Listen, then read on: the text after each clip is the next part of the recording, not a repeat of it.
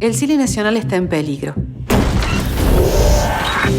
Directores, directoras, guionistas, productores, productoras, actores, actrices, directores y directoras de fotografía, Directoras y directores de arte, de casting, sonidistas, montajistas, vestuaristas, eléctricos y eléctricas, asistentes, cocineros y cocineras, locadores y locadoras, contadoras y contadores, abogadas y abogados, exhibidores y exhibidoras, distribuidores y distribuidoras. Esta industria genera directa e indirectamente más de 27.000 puestos de trabajo, con alrededor de 260 películas al año.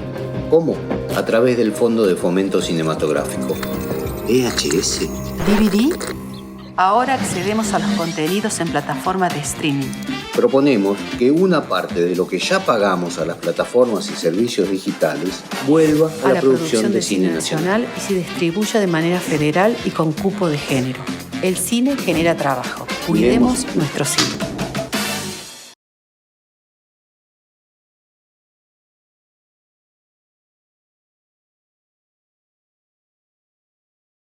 Y bueno, primero que nada, darles la bienvenida a Nieve Roja. Estamos iniciando la muestra con este conversatorio, la primera actividad especial de la semana, y agradecerles a que se hayan sumado a participar del conversatorio. Estamos muy felices de eso, de que estén acá. Y bueno, invitarlas, me voy a presentar. Yo soy Malu, la coordinadora de Nieve. Estoy acá en Bolsón. Y bueno, este año formato virtual nos ha tocado hacer la muestra, así que estamos en esta, contentes por esto. Y ahí se van sumando más personas.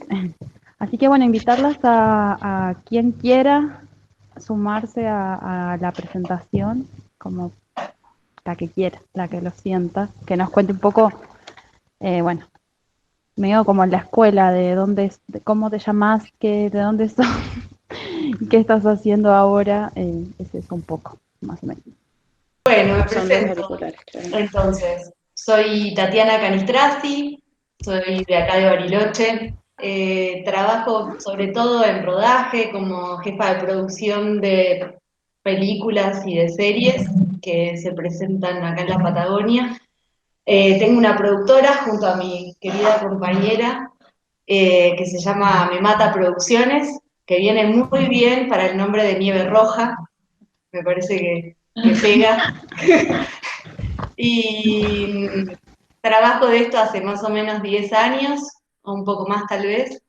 Y bueno, para mí es un honor estar acá presente. Así que muchas gracias por invitarme.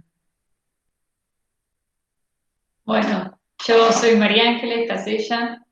Obviamente estoy en la productora con Tatiana. Tenemos otro socio, Gabriel.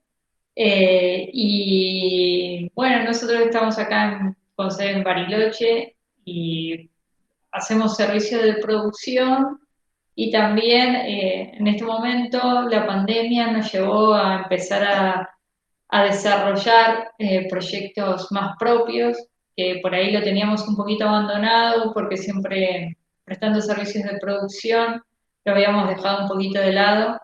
Y bueno, la pandemia, al estar como más tiempos encerrados y más tranquilos, y que las producciones se fueron acotando, nos llevó a desarrollar más nuestros proyectos. Y bueno, en este momento lo principal que estamos haciendo es desarrollando proyectos y presentándonos a concursos y buscando alianzas para poder llevarlos a cabo, en realidad. Muy copado, aguante eso. Hola a todos, yo soy Elvira Raymond. Yo soy chilena, no sé si habrá otra gente chilena acá, creo que son todas de Argentina. Bueno, yo vivo en Chile, en Los Vilos, que es un pueblo que queda al norte de Santiago, en la costa. Y soy directora, guionista y productora de mis proyectos. También he trabajado con otras personas, he hecho videoclips, pero como directora soy directora de ficción de mis proyectos en general. He hecho un largometraje, algunos cortos, y estoy trabajando en otro largometraje, estoy escribiendo el guión. Y también, situación pandemia, es como encerrarse a escribir. Eso es básicamente. Primero quería agradecer al festival, a Nieve Roja, por esta invitación, a Malu también, con quien estuve coordinando. Y bueno, contar un poquito, yo soy también realizadora audiovisual de Córdoba, hago un poco lo que es postproducción. Yo en realidad arranqué haciendo mucho lo que es edición, postproducción, y finalmente siempre trabajé en grupos de equipos de amigos donde hacíamos un poco todos todo, y finalmente hace unos años decidí hacer mi primer peli, que es Carroña. Ya venía haciendo cortometrajes, videoclips y trabajos publicitarios, pero ese fue como el primer audiovisual grande, un proyecto bastante grande. La dirección la hicimos entre yo y Alexander y Eric Fleitas, y el guión lo hicimos entre yo, Sheila Fentana y Eric Fleitas también, y fue un equipo bastante chico. Y estuvimos más o menos 4 años para terminar la peli. Lo que fue rodaje, postproducción, fue un proceso largo. Y bueno, y ahora la peli está haciendo un recorrido muy bueno de festivales. El domingo estuvo en el Fright Fest en Londres. Ayer, en unos días, se estrena en Berlín. O sea que bueno, sigue haciendo todo su recorrido de festivales. Lamentablemente acá en Córdoba no pudimos estrenar. Íbamos a estrenar en el marco del Festival de Terror de Córdoba, pero lamentablemente la pandemia no nos permitió seguir, así que nos quedó truncada nuestro estreno acá. Pero la peli está viajando y bueno, le ha ido muy bien, así que yo estoy bastante contenta. Y ahora me encuentro también en el desarrollo de una serie. Estoy trabajando con Valentina Lerín, ella es la productora, y con Sheila Fentana también, así que estamos como, agrandamos el equipo y vamos por un proyecto un poquito más grande, digamos, no tan punk rock. Así que esa es la idea. Se me ocurre preguntarles cómo fue el primer acercamiento que tuvieron al cine, cómo fue que se acercaron al audiovisual, y luego cómo fue que se fueron orientando más a hacer cine de género, un poco de esas experiencias. Bueno, yo puedo contar un poquito. Mi primer acercamiento con el audiovisual fue en el colegio secundario. Hicimos algunas experiencias en el colegio. Yo tenía una materia que se llamaba, creo que era comunicación audiovisual o algo por el estilo, y ahí hicimos unos talleres, hicimos las primeras cosas bastante horribles, pero fue como y bueno, ahí me di cuenta que me gustaba, y esto ahora tenía unos 13 años. Después yo hice acá en la UNC, empecé acá, ahí la conocí a Sheila, que fue la directora de arte de la peli. Hice algunos años también en la Metro, que es la privada de acá, hice un poquito en cada uno, no terminé la carrera, no terminé la tecnicatura, en realidad, pero, y el cine de género creo que es desde que arranqué siempre supe que era lo que quería hacer, no quería hacer ninguna de las otras cosas, así que siempre supe que era eso. Sí, bueno, yo también, ahí mi primer acercamiento fue a los 15 años, o sea que antes, no sé si ahora se sigue usando o no, que la fiesta de 15 o algo que te regalaban, y yo pedí una cámara de video, y ni bien, ahí estaban recién saliendo las cámaras handy de video, las VHS compacta, o sea que yo soy bastante viejita. Y bueno, y ahí empecé a hacer mis videos con amigos, así, jugábamos todo el tiempo. Después ahí yo soy de provincia de Buenos Aires, en un pueblo que se llama Chacabuco. Había una persona que editaba videos y le pregunté si me podía enseñar. Él me enseñó a editar videos. Y bueno, y después cuando terminé el colegio secundario, me fui a estudiar en producción de radio y televisión. Yo sabía que me gustaba más el lado de la dirección, pero en ese momento era raro estudiar eso y no había carreras muy específicas de dirección, salvo que sea cine. Cine me parecía como muy ambicioso, no sé, me gustaba más la televisión en realidad. Pero bueno, después, bueno, estudié la carrera, después obviamente me enfoqué para la dirección de fotografía, hice dirección de fotografía en el SICA, y bueno, ese fue un poco mi recorrido. Cuando yo empecé, no había mujeres casi en los medios, éramos muy poquitas, te encontrabas con muy poquitas chicas. Ahora cambió un montonazo eso, y nosotros desde la productora Siempre tratamos de armar los equipos mixtos, ¿no, Tati? Colectivamente, que sea lo más parejo que posible en cupos. Y obviamente ahora siempre los proyectos los pensamos con otra mirada, como que fuimos cambiando. ¿No? ¿Querés aportar algo? Sí, sí, claro, claro. Yo la miro, no, está bien lo que está diciendo, estoy de acuerdo. No, yo soy de Bariloche, me crié en Bariloche, y en ese momento en Bariloche no había universidad y no había tampoco en el Bolsón, no estaba la posibilidad que hay ahora de esta cercanía con ningún tipo de arte. En ese momento tenías la Universidad del Comahue, que se dedicaba tal vez más a las ciencias naturales y exactas, y paramos de contar. Así que me fui a estudiar a General Roca, pero tampoco no sabía muy bien qué es lo que quería hacer. Me fui a estudiar teatro, porque acá en Bariloche iba a un taller con Rubén Fernández y me gustaba, así que arranqué como una carrera de actriz. En General Roca estuve 2 años y al tercer año me quedé sin compañeros. Así que me tuve que ir de Roca a Buenos Aires, que no quería saber nada. Buenos Aires me costó mucho, mucho. Lo padecí durante mis 2 primeros años de carrera. Y ya después le encontré como le enganché el gustito. Se vino a vivir una amiga conmigo que ya había estudiado en Roca medios audiovisuales, que actualmente es colega y trabaja con nosotras, Milla Piazzola. Y con ella empezamos a incursionar, a hacer unos cortometrajes que eran un delirio en ese momento. Éramos 4 chicas haciendo cortometrajes por Buenos Aires y no nos importaba nada, nos gustaba como ir y hacer, no importaba después más nada. Teníamos que cortar calle, cortábamos calle, éramos como medio transgresoras en ese sentido, porque nada, ahora me veo con el tiempo y digo, no te pediste un permiso, Tatiana. Bueno, no pedíamos nada, tampoco sabíamos muy bien, un poco como decía, creo que Luciana, o una de las chicas que primero arrancó, Javier comentaba que primero arrancó con la experiencia y después se puso a estudiar. Bueno, en mi caso fue lo mismo. Encontré como que además de ser actriz me gustaba mucho todo lo que tenía que ver con la logística y el armado, y ahí me empecé a enganchar y me faltaban herramientas, así que me anoté para ser jefe de producción en SICA, en el sindicato, y ahí arranqué un amor con la producción. Encontré un espacio para poder crear.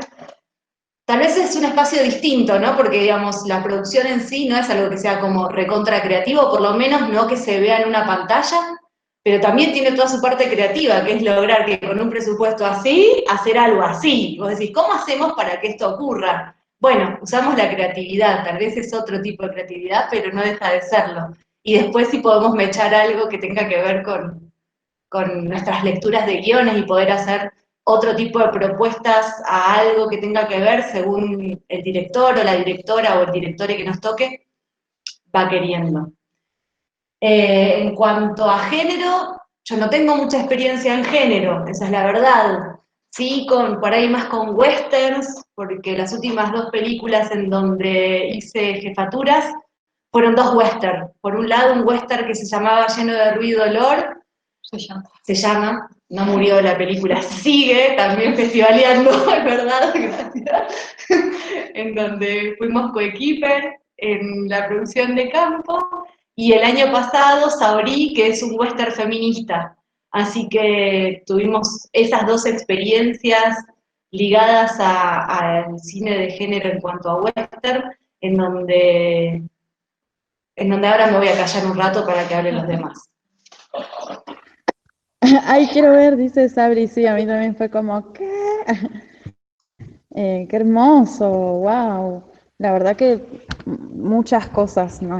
Muchas experiencias así, yo las escucho y me quedo como, cuenten más, cuenten más. Sí, siento lo mismo, que es muy interesante lo que dices de la creatividad en la producción. Es muy importante y es totalmente una labor muy creativa. O sea, y a veces un presupuesto muy reducido te obliga a ser mucho más creativa y a como vértela, como sea. Y a veces también eso mismo te lleva a tomar decisiones que de otra forma no tomarías. y al final eso es la película. Al final la película está lista cuando está lista, no antes. Y bueno, Luciana, quería felicitarte por tu recorrido de festivales. Genial. Muchas gracias. Sí, que bueno, lo de la pandemia, tener que estar, como que yo he pensado como mucho en esta situación, porque los festivales son una instancia tan bacán para poder reunirse. Entonces, espero que haga muchas más películas y puedas viajar a más festivales también, en otros momentos. Yo creo que todo esto, el trabajo en equipo, creo que el cine te pone muy en juego por todos lados. Como desde trabajar con más, desde aprender a trabajar uno solo, con el proceso de guión, que es muy solitario, luego el trabajo en equipo de los rodajes, que estás con un equipo mucho tiempo, muchos días seguidos, y luego, bueno, yo hago montaje también, entonces, luego el montaje, entonces como ciclos. Y creo que mi acercamiento al cine viene un poco por ahí, porque como lo que me gusta de cada uno de esos momentos, como que me encanta eso de trabajar sola y de juntar imágenes. Juntar imágenes como desde la creatividad, como ir hilando ideas en la parte del guión, luego hilar ideas en el montaje y dentro del mismo rodaje. Entonces,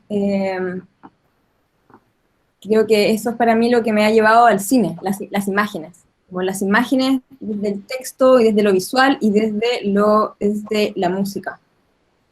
Me doy vueltas cuando hablo porque en realidad no me había hecho esta pregunta, como desde dónde nació mi amor por el cine. Es algo que siempre he tenido ahí como una certeza, como yo voy a hacer esto. Pero sí creo que viene de ahí, como del amor por las imágenes, por lo visual y cómo las imágenes te pueden producir estados. Es lo que más me fascina del cine.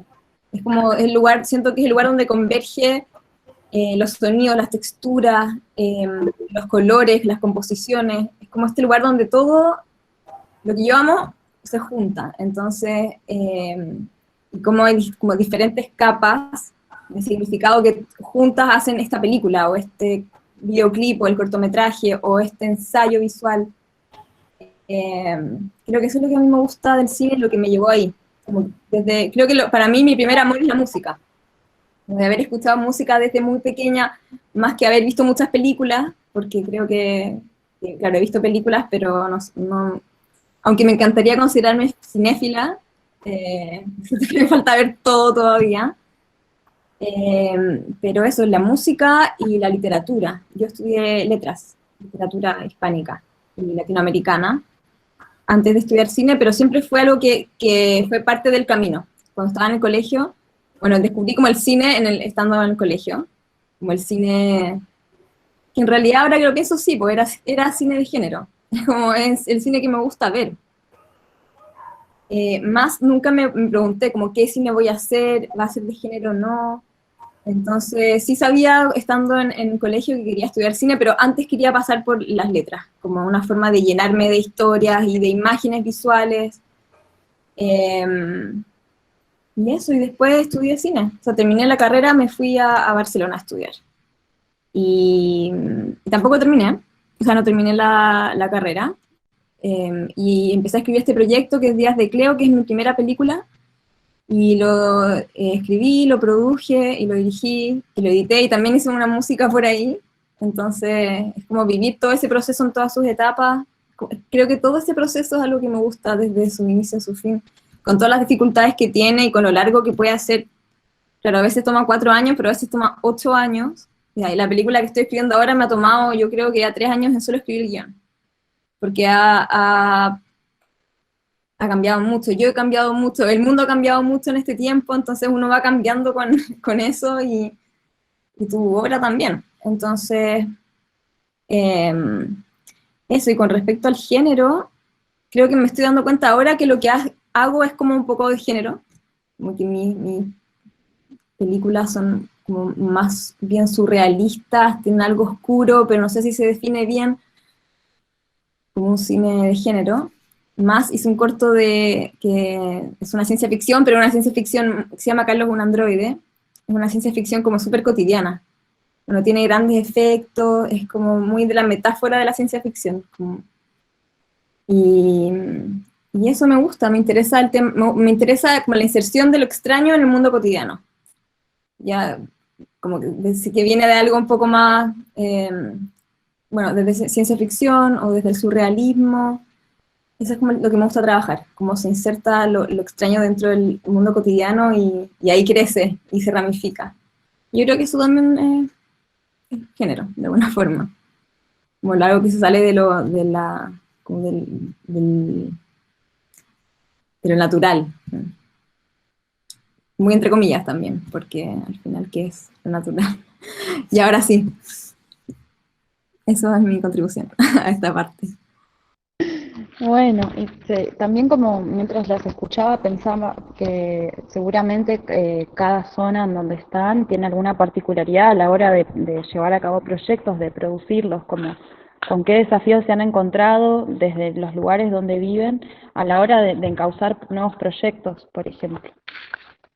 Bueno, particularmente en Córdoba, acá tenemos, por ejemplo, un polo audiovisual ahora que nos da la oportunidad, y hace poco ganamos un desarrollo para esta serie que les comentaba, que es Acapulco, ganamos el desarrollo de serie del polo audiovisual, lo cual fue para nosotras como una sorpresa porque el polo no solía premiar mucho proyectos de género. Creo que hay uno más que es una serie que se llama Exion, de ciencia ficción, y el nuestro. Por lo cual está bueno que ese tipo de entidades que no quieren asumir riesgos porque es aportar dinero para algo que es género, que tiene efectos especiales, que es complejo, de pronto asumen esos riesgos porque yo creo que también creen en los y las realizadores y en la producción local, y en que se puede, y en que hay un montón de gente que viene haciendo cosas y trabajando un montón, entonces está muy bueno como que se empiecen a abrir esos caminos, que fueron caminos que no existían cuando yo hace 4 o 5 años atrás,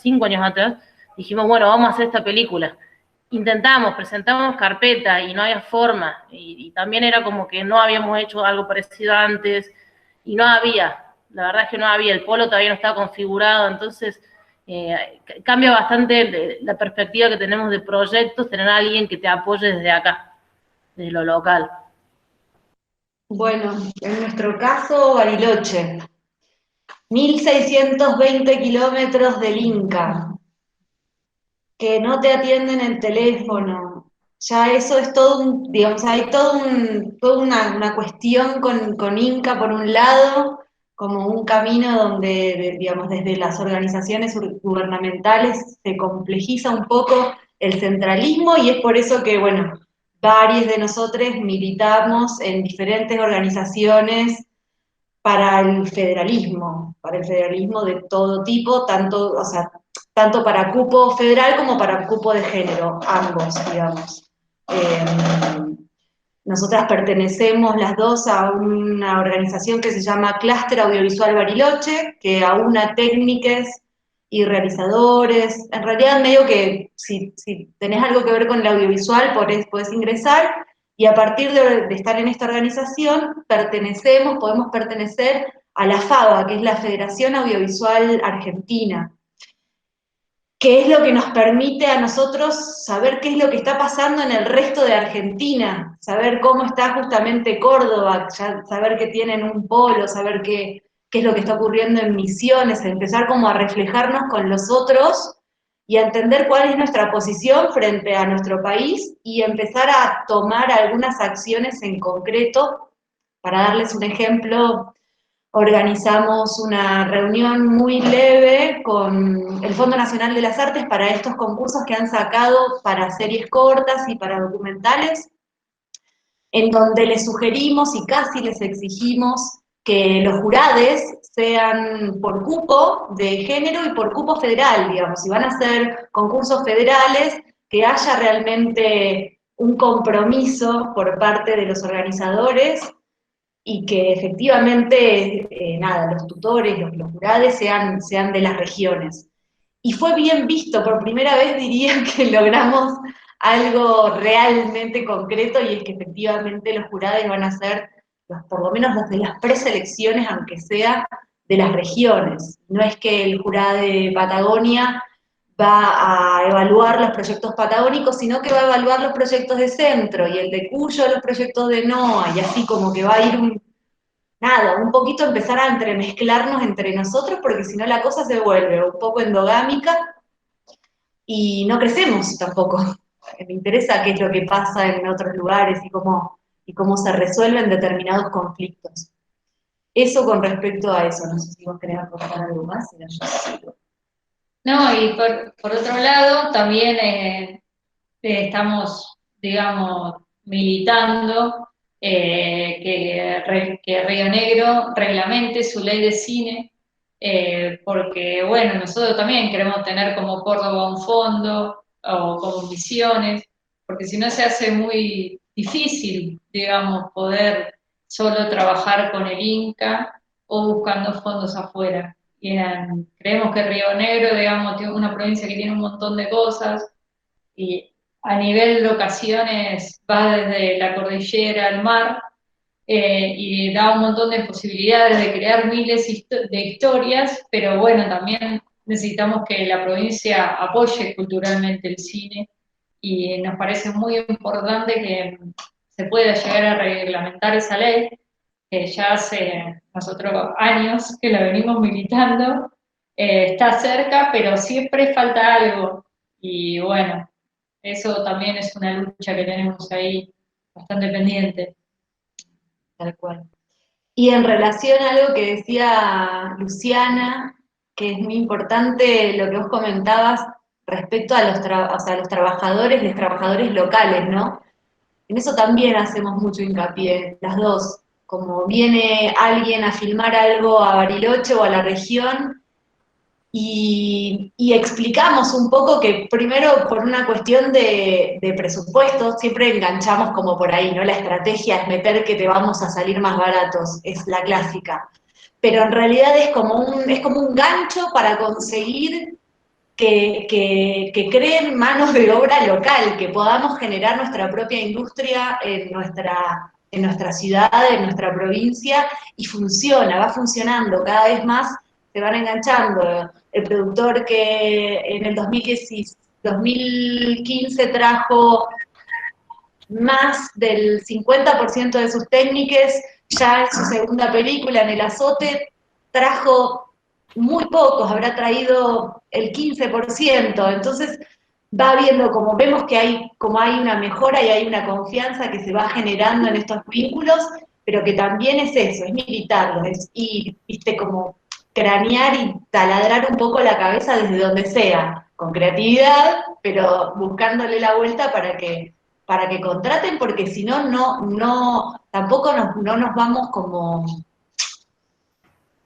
profesionalizando, ¿no? O sea, es como de a poco, si yo no estoy en rodaje, no voy a saber después cómo gestionar mis trabajos, tengo que estar en constante trabajo, y si mis compañeros están también en constante trabajo, es mano de obra como cada vez más calificada. Así que apostamos a una industria, realmente apostamos a la industria rionegrina. No sé si soy la persona más indicada para hablar de este tema, porque llevo mucho tiempo en como una fase de escritura y haciendo proyectos muy pequeños. Y en general me he mantenido muy al margen de los fondos de cultura, de los fondos en general. Hasta ahora mis proyectos han sido bien guerrilla también. Pero sí creo que, por lo que entiendo, por lo que veo, como de las compañeros que trabajan, es como que realmente los fondos de cultura acá igual te exigen algo que para mí por lo menos es difícil. Cuando yo veo los formularios de postulación, creo que es una limitación personal, en todo caso, que es como tengo que justificar por qué esto le hace bien al país, por qué este proyecto que yo voy a hacer le hace bien al país. Y encuentro que es muy valorable, pero a veces uno no sé justificar eso. Entonces, y creo que eso pasa a veces con el género, que es como, ¿cómo te justifico que esta película, que es rarísima, va a ser un aporte? Entonces veo que es como contra lo que todos luchan, o lo que todos tratan de hacer calzar eso para la postulación al fondo. Y a veces es como más, no es tan simple como eso. Es como cuesta más hacerlo calzar. Y para mí igual me enfrento a eso y digo, ya, ¿cómo explico esto? Incluso a veces las películas, cuando ya están hechas, uno sabe, como, este es el impacto que tiene, esto es lo que está debajo que hace sentido con respecto a este contexto. Igual yo creo que esto es algo que pasa siempre con las postulaciones a fondo, en todos lados. como que hay que justificar, explicar por qué esto es importante que exista. Eso creo que sí, con respecto a las ayudas del Estado. Igual también pasa con proyectos, claro, al final es un proyecto que te exigen que tenga una estructura muy clásica, que sea un proyecto que va a vender, que se va a ver, entonces hay poco espacio para películas independientes que sean de otro estilo, o de autor, o muy pequeñas, o con duraciones más cortas, tiene que gastar mucho en un producto cinematográfico. Entonces ahí ya está a buscar fondos en otros lugares, que al final eso es lo que pasa acá con el cine. Bueno, sí, creo que es algo que observamos desde todas las regiones, ¿no? Esta necesidad de descentralizar y de empezar a encontrar las nuevas maneras de encauzar todos los proyectos que hay, que son un montón, en un montón de lugares, y está re bueno sabernos que estamos ahí en las mismas, ¿no? Con la energía de decir, bueno, ¿cómo hacer para gestionar de otras maneras, ¿no? Y porque seguir produciendo independientemente está buenísimo, pero bueno, también nos toca estas otras búsquedas, ¿no? Bueno, después respecto a eso quería hacerle unas consultas en cuanto al cupo laboral femenino, sí, en las producciones, ¿no? En los lugares que cada una está habitando. ¿Cómo ven eso? ¿Cómo también sienten que actualmente en el cine estoy haciendo como varias preguntas al mismo tiempo, pero así nos explayamos tranquilas? ¿Cómo también observan en el cine actual la representación, ¿no? de las mujeres y de las disidencias en las piezas audiovisuales directamente que van surgiendo? Bueno, dejo esas ahí como para iniciar. Bueno, con respecto de lo del cupo acá en Córdoba, por ejemplo, voy a hablar de lo del polo, que es la experiencia que tuve presentando. Acá sí se exige un cupo para los proyectos del polo. Creo que el Inca también exige, no estoy segura, pero mi experiencia es del polo, por eso hablo de eso. Se está exigiendo, lo cual a mí me parece bien. Yo en particular, cuando haces una peli de género y la haces de manera independiente y luchas para conseguir un equipo de 6 personas con el cual hacer una peli, no te estás fijando. Pero casualmente la peli nuestra, que es Carroña, sí tenía un gran porcentaje de mujeres en el equipo técnico. Se dio así porque así se dieron las cosas, y me parece que a la hora de elegir, yo siempre elijo obviamente a lo que me parece que la gente que me trabaja mejor, o por sus capacidades, sus cualidades, que son varias cosas, porque no son solamente las capacidades técnicas a veces, sino también las cualidades humanas, porque tenés que trabajar con un equipo y estar un montón de tiempo, y hay gente que por ahí me ha pasado, gente muy talentosa, pero muy mal llevada, con la cual no puede estar más de 3 días, y bueno, decís, no, prefiero algo en el medio. Pero en general, sobre esas políticas es eso, y sí, me parece que cada vez hay menos prejuicios, y yo veo cómo ha avanzado la industria, en muchos sentidos hay menos prejuicios con respecto al género, como el género en sí cinematográfico, y al género como las cualidades de alguien para tal o X rol. Por ejemplo, el rol de foto, que siempre fue un rol siempre de muchos hombres en cámara, en dirección de foto, como gaffer, eléctricos. Cada vez veo que más mujeres, lo cual me parece buenísimo. Ese para mí es el área donde más costó de que no sean todos hombres, pero me parece que sí, que se va mezclando, se va abriendo, y se van abriendo un poco las cabezas, ¿no? También, de dejar de pensar de que tal tiene que hacer tal cosa porque es hombre o porque es mujer. Ha pasado eso, que es una evolución de la sociedad, y ahí se va viendo impactado, no solo en el cine, en un montón de otras cosas.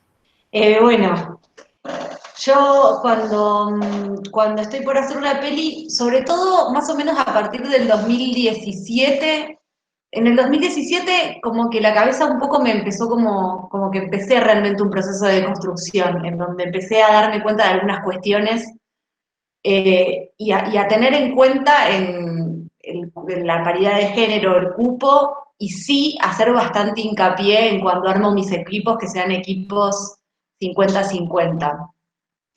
pero tuve como algunas experiencias en donde esto que me pareció que iba a ser tan sencillo y tan simple, no fue así. En una película que hicimos en el 2018, el DF venía de México, un argentino que venía de México, y que no, por supuesto, no conocía a nadie en Bariloche, por lo tanto, tenía como que confiar en el equipo que le armábamos nosotros. Particularmente yo en especial, porque me dediqué a eso. Y su jefa de eléctricos era una mujer. Y me acuerdo que lo primero que hizo fue cuestionarme, llegó, todo súper bien, súper amable, súper amoroso, pipipi, y en un momento me cuestionó el por qué había elegido a esta persona como jefa de eléctricos, si ella iba a tener la capacidad para levantar un 4K.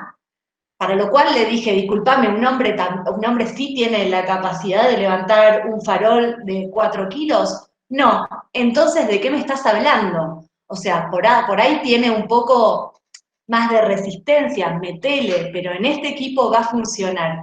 Y dicho y hecho, esas 5 semanas de rodaje no paró de agradecerme el haberla contratado, pero fue un trabajo que tuvimos que hacer para que él vaya como tomando confianza para poder eso, para poder armar este grupo. Y también, como dice Luciana, no es solamente la capacidad técnica, es la confianza que uno genera, o sea, va a ser tu familia durante 12 horas todos los días.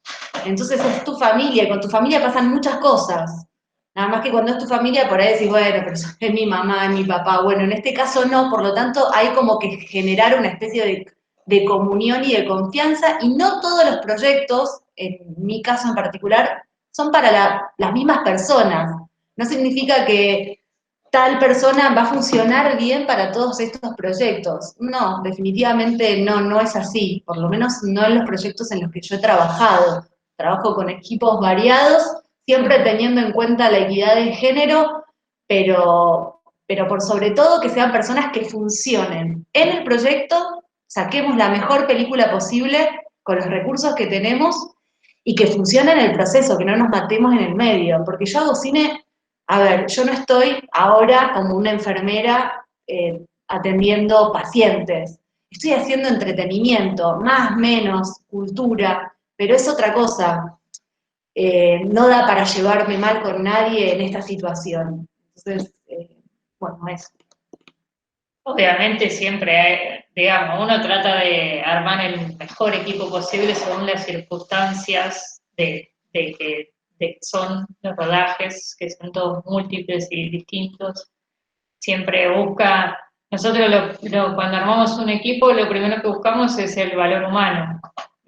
Para nosotros es esencial eso, porque si no se hace muy difícil, porque un rodaje siempre tiene situaciones límites, y si a eso le agregamos el factor humano,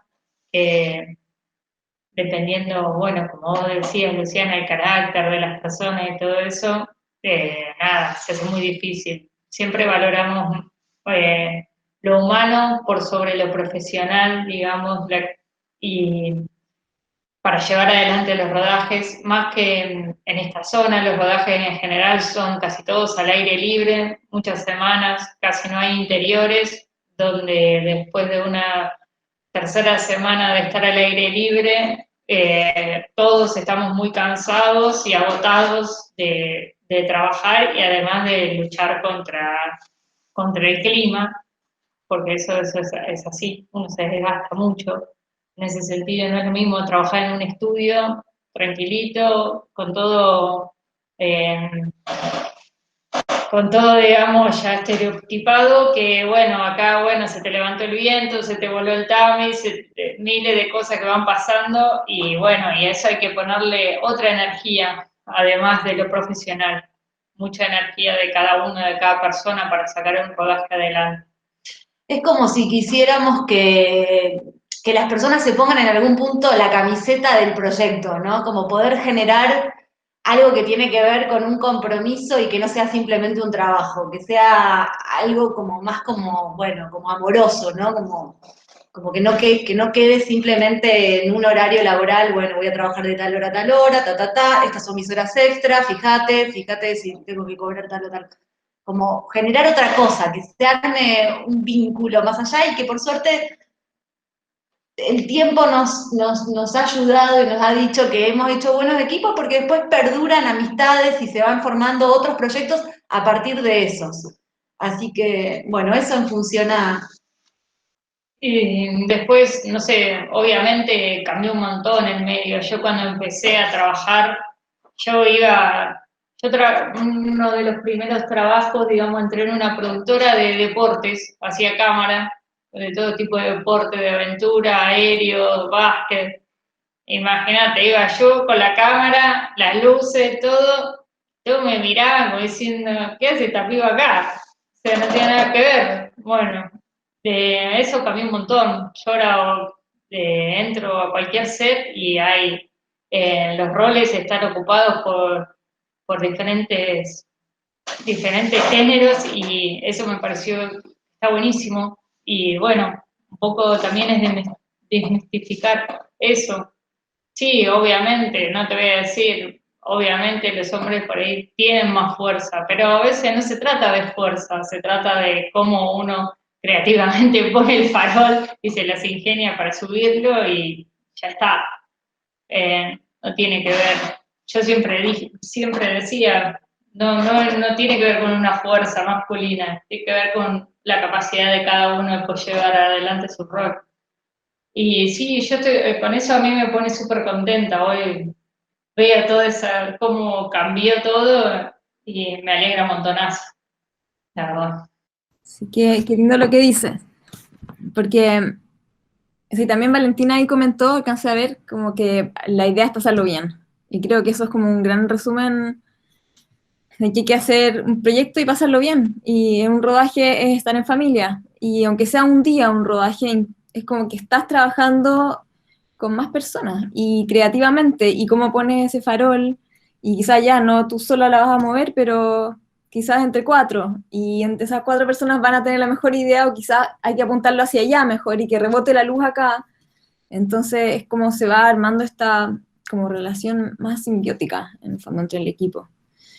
Y sí, también eso que mencionaban, al final el equipo yo siento que para mí se arma desde las creatividades, como de cómo cada persona va a aportar a este proyecto, no necesariamente en un cargo que es evidentemente creativo, sino, no sé, eléctricos, por ejemplo. Todos tienen como algo que aportar y sobre todo su energía en el espacio que estamos ocupando entre todos al final. Y sí, para mí naturalmente han sido equipos muy equilibrados en cuanto a género, siempre. Y también veo eso en rodajes de otras personas. Como que yo nunca me he sentido, y creo que tengo suerte, porque he escuchado muchas historias como la que contaba Tati, de gente con muchos prejuicios, gente que hace comentarios muy inadecuados en los rodajes. Bueno, y los tiempos están cambiando también. Entonces, creo que me ha tocado vivir el audiovisual desde ese lugar un poco más privilegiado de poder, de no... Y qué horrible tener que decir que es un privilegio, pero, o sea, así tiene que ser, en el fondo. Pero qué suerte que me está tocando vivir esa experiencia ahora desde ese lugar, donde para mí es muy normal que sean equipos como paritarios. O a veces de más mujeres. Y acá en Chile tenemos un grupo que se llama Nosotras Audiovisuales, creo que ustedes también en Argentina tienen algo similar. O igual, el mismo proyecto. Donde se da visibilidad a las mujeres en audiovisual en todos los cargos que existen.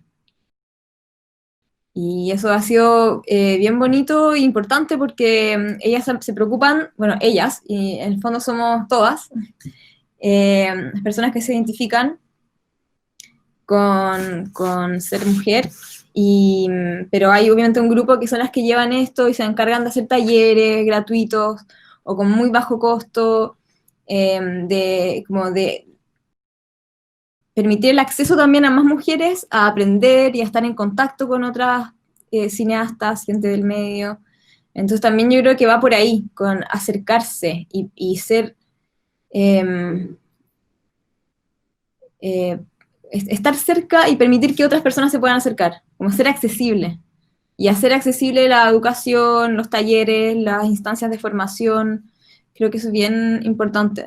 Sí, a mí me pasa de sentir que actualmente como que por ahí veo que está más vigente, ¿no?, la energía puesta en hacia dónde vamos, ¿no?, con los proyectos, y por ahí es algo que no se vivencia tanto como antes, esta cuestión de sentir como momentos machistas en los rodajes.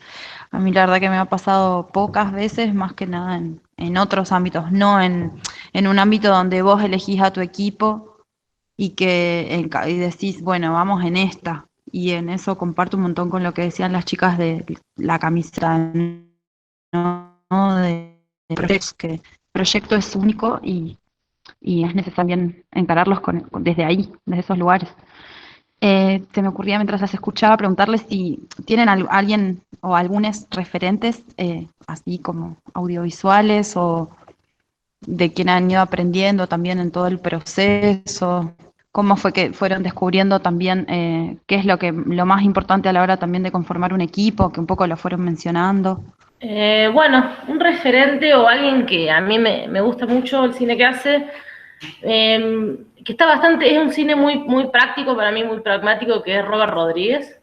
Yo antes de hacer mi peli leí su libro que se llama El Rebelde, Rebel Without a Crew, creo que es como rebelde sin equipo técnico, una cosa así. Su primer peli él la hizo solo con el productor, y la verdad es que yo leí todas las notas de rodaje, notas de producción, leí el libro, está muy bueno para leerlo. Y sinceramente fue como una inspiración para mí decir, bueno, si este loco puede hacer todo esto, digo, se puede. Y en ese caso tenemos acá un montón de ejemplos, ¿no?, de cine nacional, de gente que con un equipo muy chiquito ha logrado hacer un montón de cosas. Está Pablo Parés, con el equipo, con todo lo que fue Plaga Zombie, a nivel nacional, digamos. Y después también tenés, por ejemplo, a ver, otro, ¿cómo era el que iba a decir? Me perdí.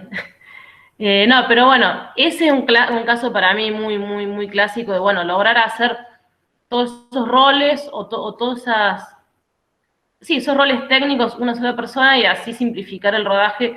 Cuando vos tenés una idea que a veces decís, bueno, no quiero que sea algo tan enorme, es un poco lo que decía Elvira de ella hacer la música, hacer el montaje, hacer la producción, dirigir.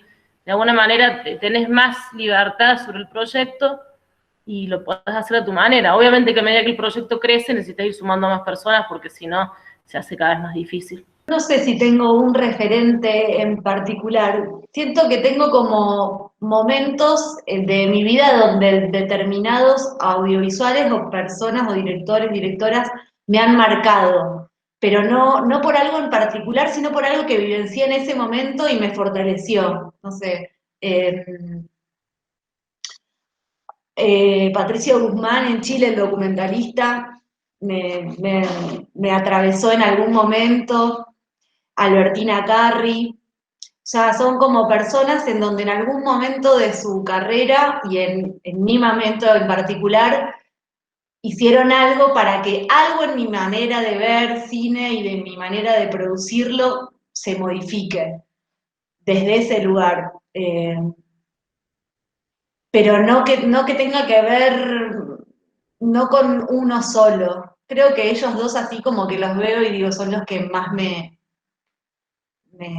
sí. ¿Y a vos, No, Kubrick. Kubrick.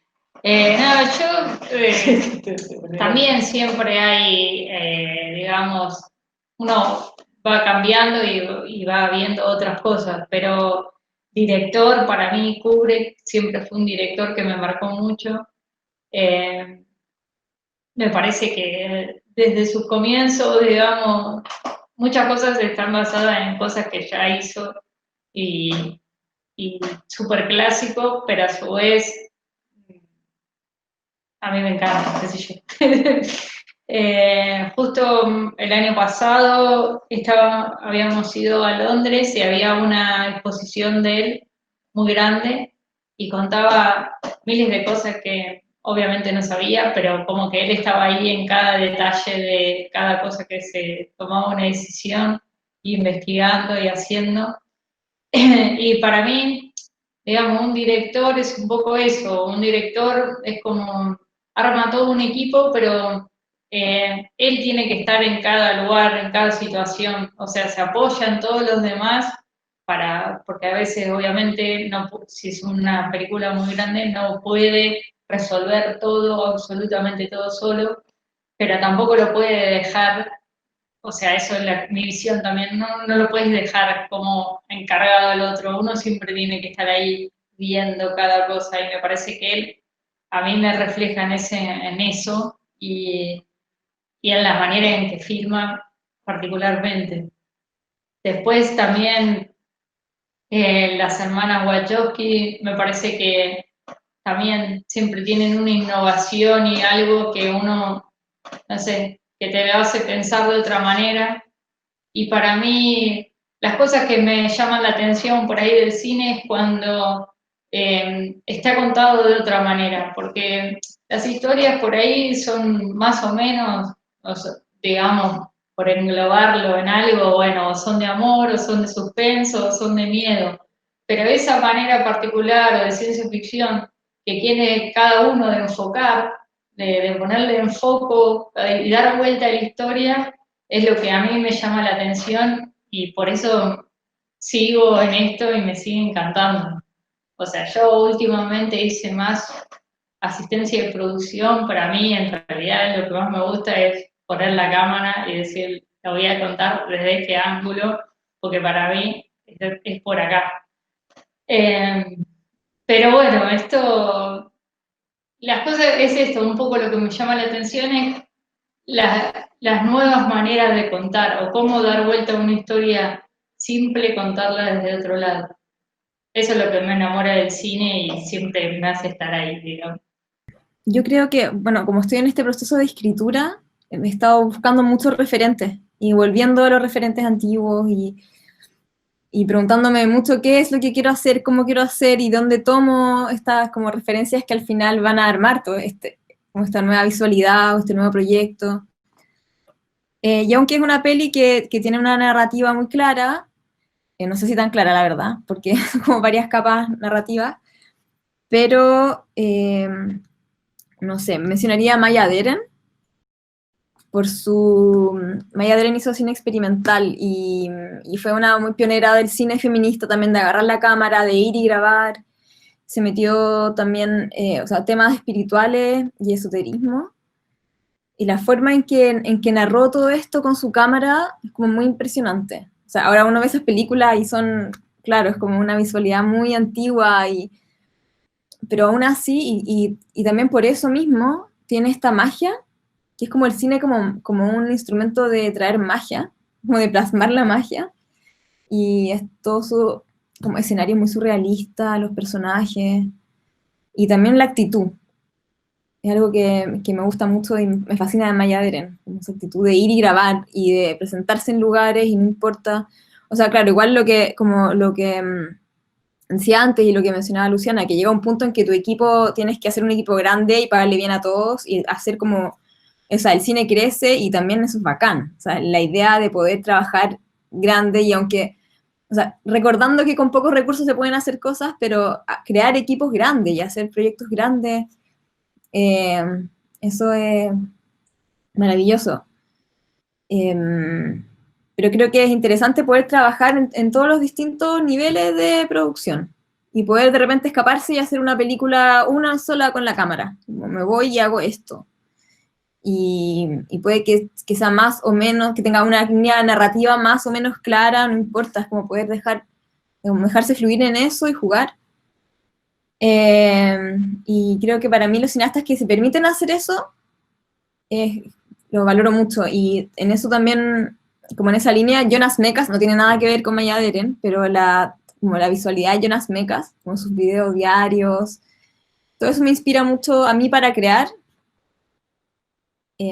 más allá de que si mis proyectos tengan esa misma textura o el mismo estilo, es como una actitud, yo siento, de estos realizadores.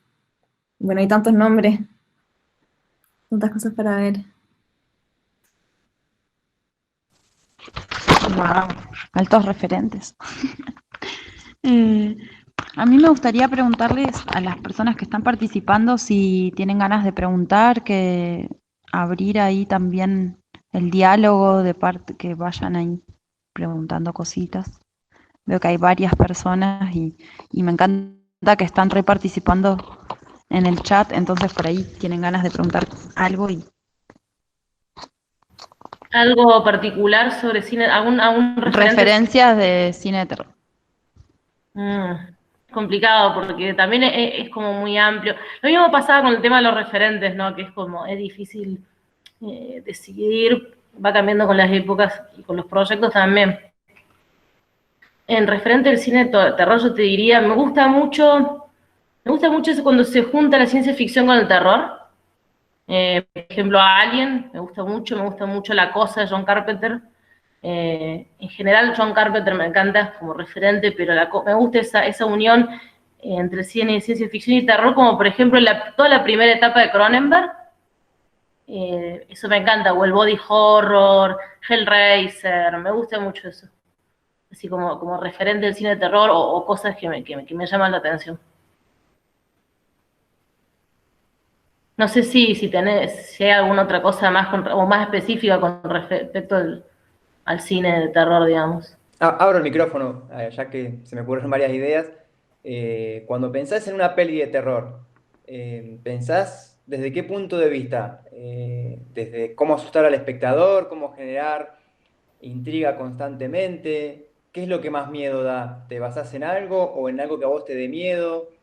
¿Trabajás por ahí el sonido, lo pensás de alguna forma? Qué sé yo, yo pienso que en el terror, una opinión personal, el sonido y la oscuridad es algo que a mí me da culepe. Que con el sonido y la oscuridad, en cualquier momento salta el bicho y me agarra. ¿Cómo lo ven? Si lo ven desde ese lado, ¿cómo lo trabajan?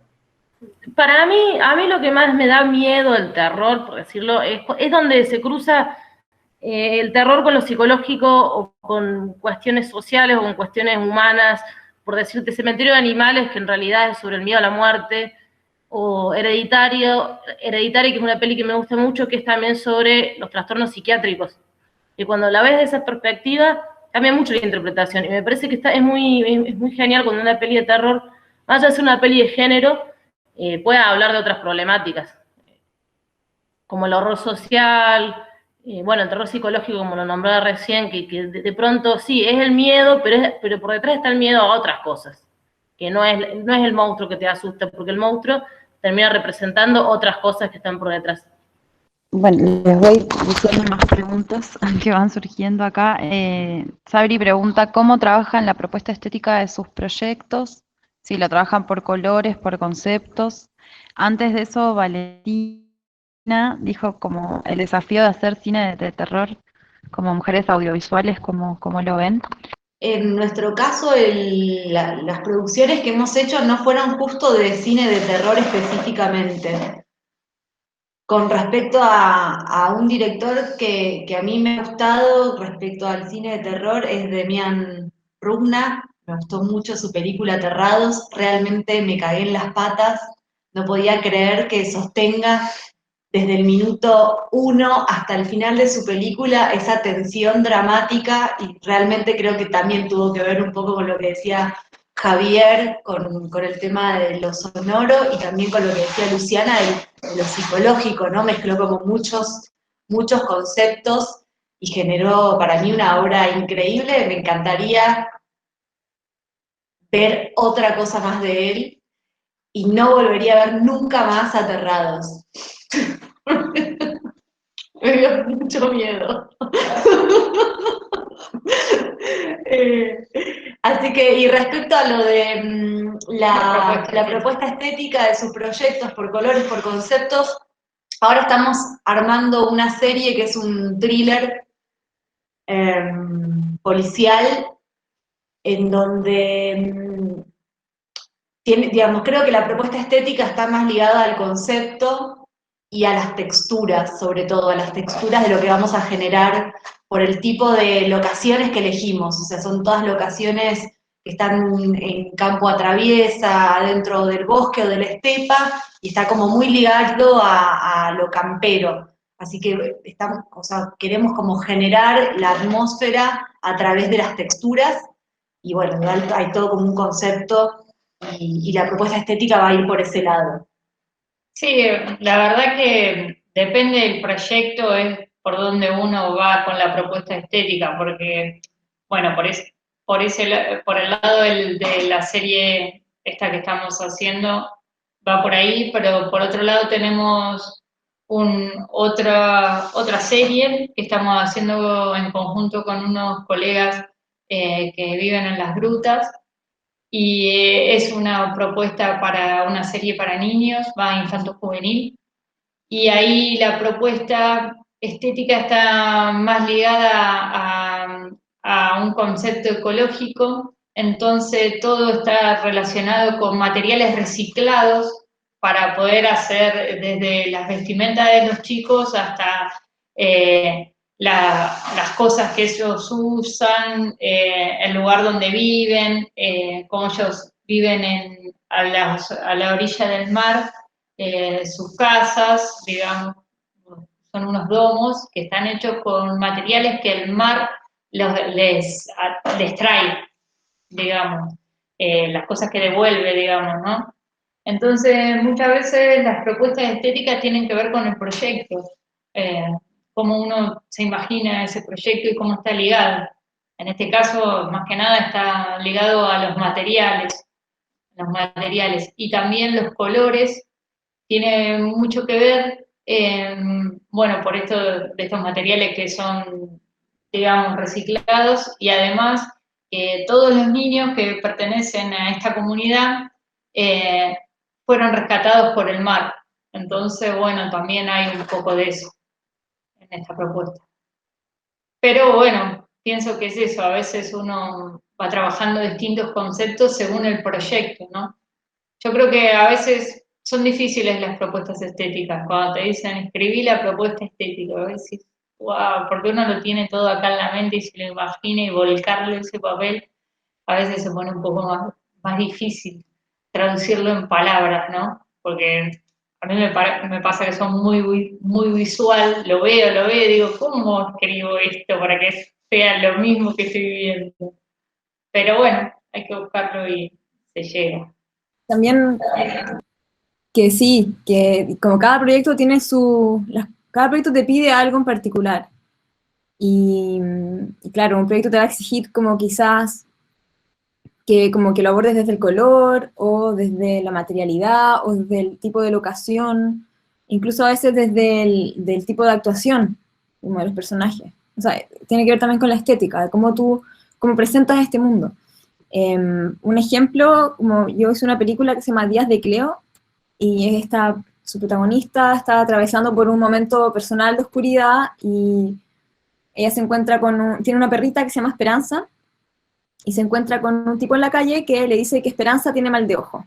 Entonces Cleo, que es la protagonista, empieza a vincular todo lo que les está pasando, como el tipo que la usa en el trabajo, las personas que se encuentran en la calle, que le traen mala onda, empieza a vincular todo con Esperanza.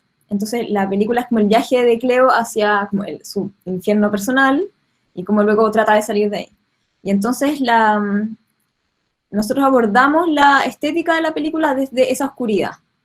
Entonces Cleo, por ejemplo, la locación es un departamento que tiene mucho vidrio, y grabamos de noche casi todo lo que es la casa de Cleo. Bueno, eso también viene desde el guión, porque igual creo que la propuesta estética también se construye desde el guión mismo.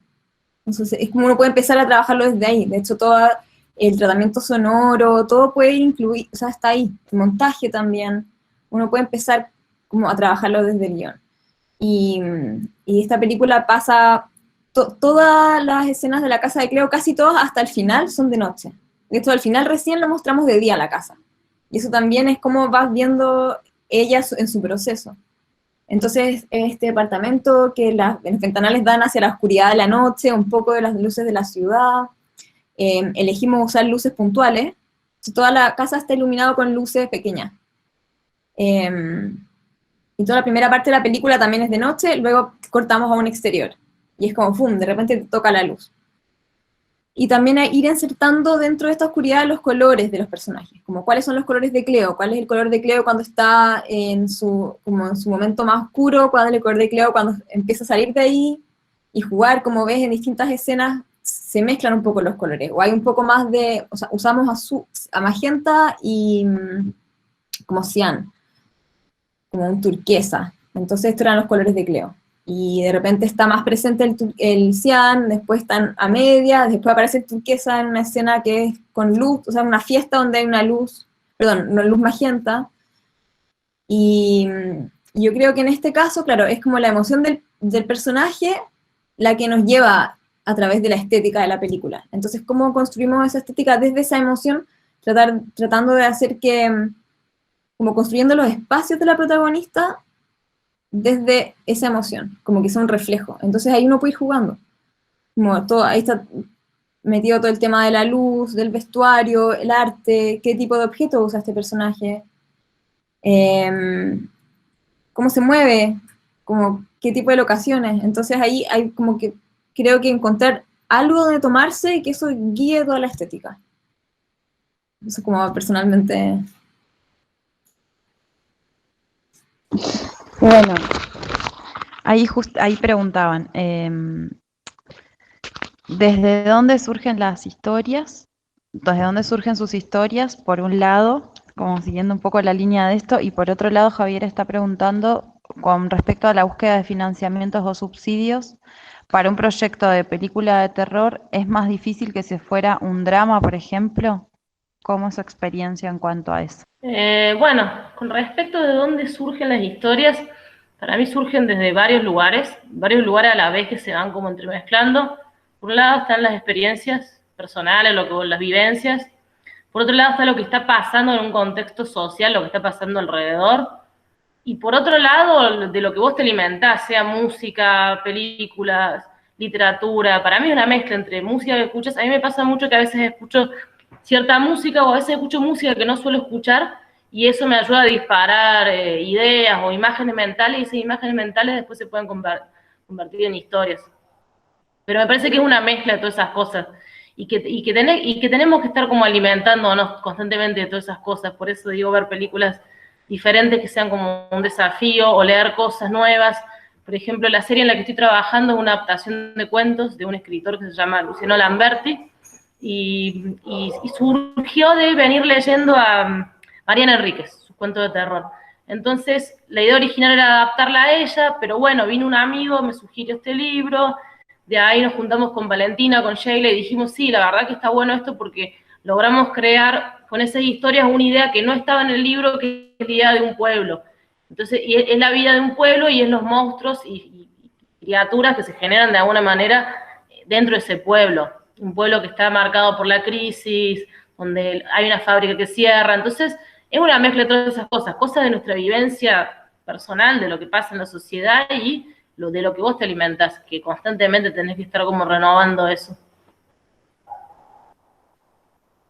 Y con respecto a la otra pregunta, yo jamás, nunca tuve un proyecto dramático.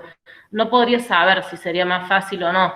En mi experiencia, es difícil cuando encarás estos proyectos cuando empezás desde la génesis, digamos, y decir la proyección y decir, uy, esto se va a poner enorme, y de dónde vamos a sacar la plata. Bueno, ahí sí es mucho más complicado. Pero yo creo que hoy en día se ha abierto bastante el panorama para el cine de género y hay producciones con más calidad, entonces se le da como más lugar. Sí, un poco siguiendo la línea de Luciana, también es importante como saber que cada proyecto tiene un tipo de ventaneo en particular. Entonces eso te va a ayudar a conseguir el tipo de financiamiento que necesitas.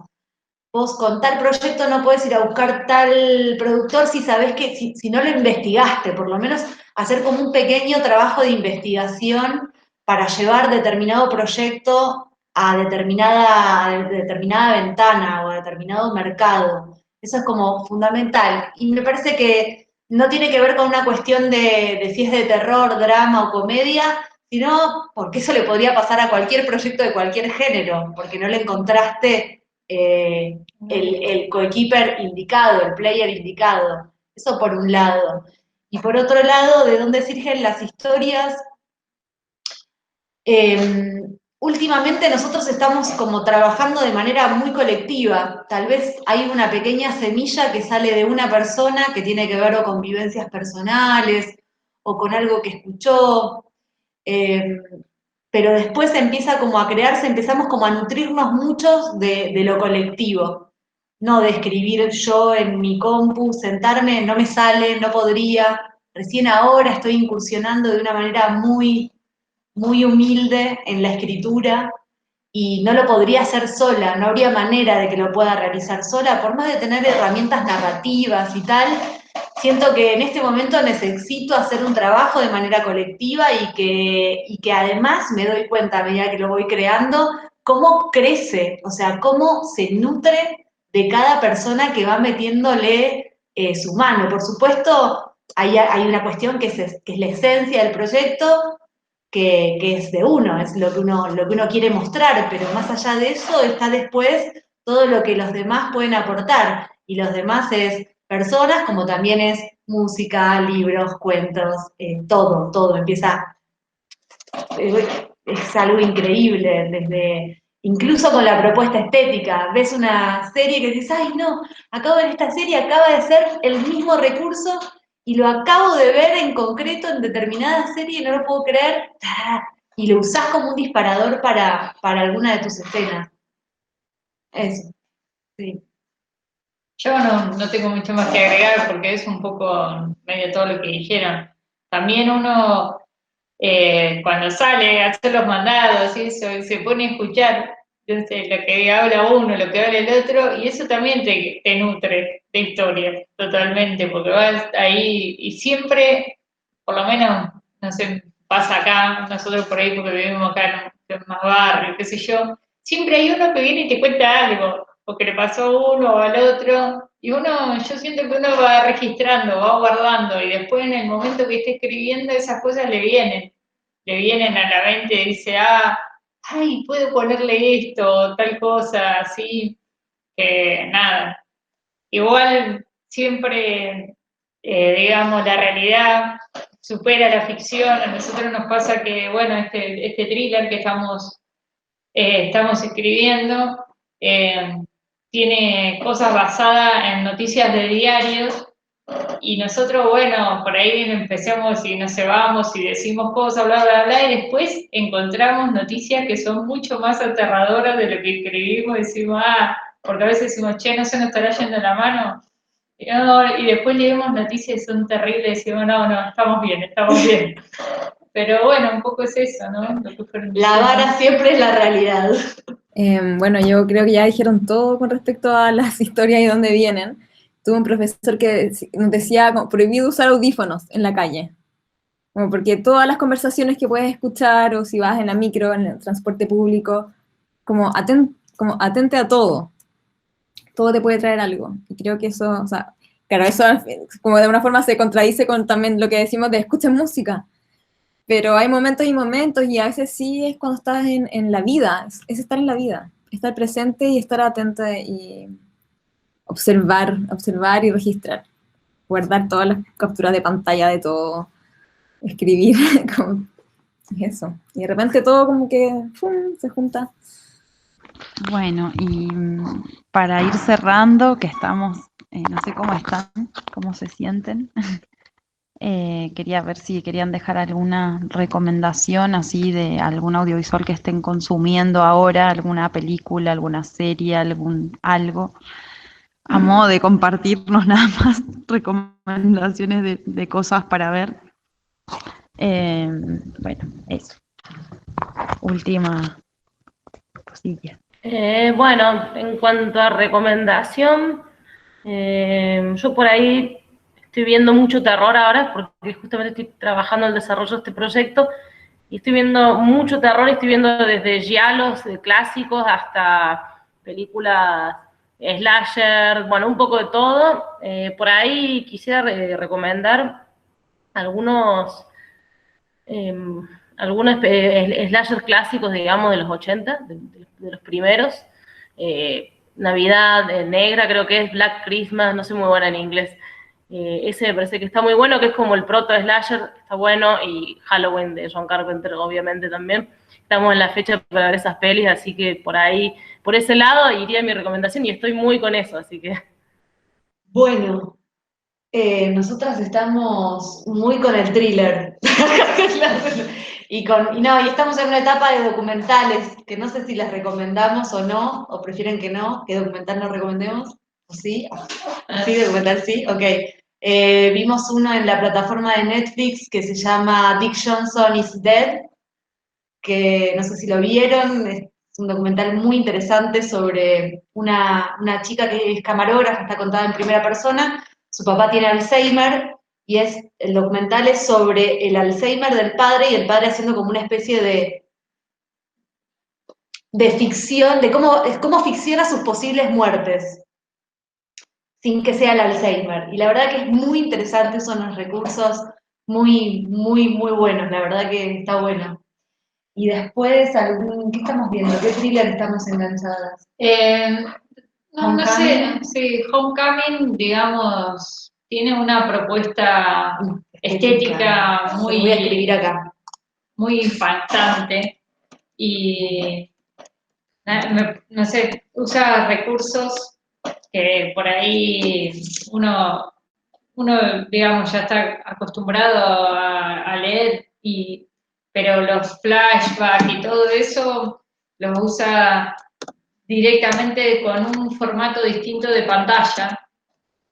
Entonces, como cosas así que por ahí yo no lo he visto en otros lados, pero tiene un nivel de estética y de encuadres muy particulares. Está muy bueno. No sé, hemos visto mucho en este tiempo, pero eso sí me gustaría de recomendarlo. Sí, Homecoming, sí. Yo recomendaría la primera y segunda temporada de Dark. No sé si vieron esa serie, o quizás ya todos la vieron. Esa sería mi recomendación como de género. Y tengo una recomendación que no es de género, pero es una serie inglesa que se llama Fleabag, que es muy, muy chistosa, bueno, es comedia. Así que cuando quieran descansar del horror, se van y se ven una Fleabag, son muy cortitas, son como de 15, 20 minutos, es una serie que es corta y es muy genial. Igual, Luciana, las chicas preguntaban si recomendaban documentales y creo que sí, o sea, que todo, hay que ver de todo también. Como no solo género, sino, bueno, igual hay documentales de género, pero, o sea, es como que hay que nutrirse de todo y al final a veces uno encuentra como la clave de su proyecto en un lugar que no tiene nada que ver y eso también es parte de la gracia de hacer cine, que es el lugar donde todo converge. A mí me parece, ay, son unas zarpadas todas.